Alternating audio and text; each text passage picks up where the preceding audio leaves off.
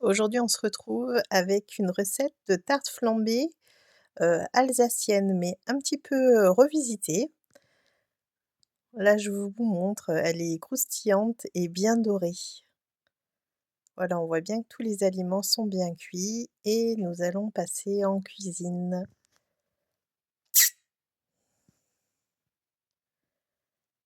Alors, ça, c'est le fond de tarte et donc je mets une base de yaourt grec et de yaourt, d'un autre yaourt, mais vous pouvez mettre en fait de la crème dessus. Je vous montre, les pots de yaourt que j'ai utilisés. Donc c'est un yaourt brassé et un yaourt, grec. Le voici et après ensuite, j'ai déjà rajouté des échalotes, des champignons frais et je vais rajouter, l'équivalent de 2 petites tranches de saumon. C'est bien suffisant comme c'est assez salé.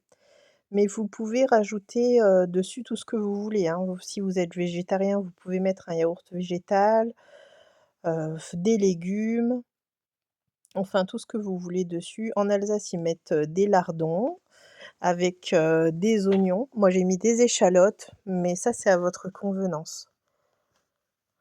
Voilà. Ensuite, une fois que tout ça c'est fait, que j'ai mis les ingrédients, de base pour aller, sur la tarte flambée. On peut oui, c'est une tarte flambée ou une petite quiche. C'est un peu comme, vous le souhaitez. Voilà, je rajoute encore, des échalotes, il m'en restait. Donc j'ai coupé la moitié d'une échalote, d'une petite échalote et voilà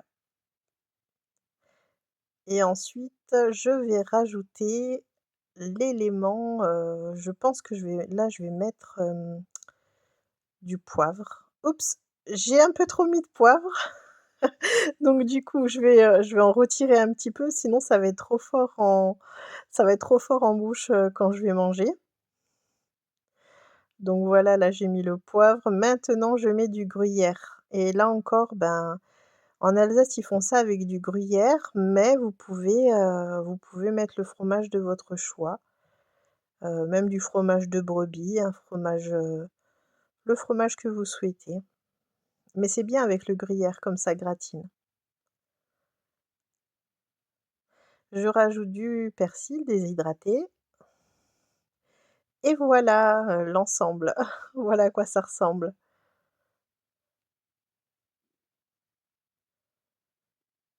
Donc maintenant, en fait, je vais la mettre en cuisson et je vais la mettre à 200°, le four en mode chaleur tournante.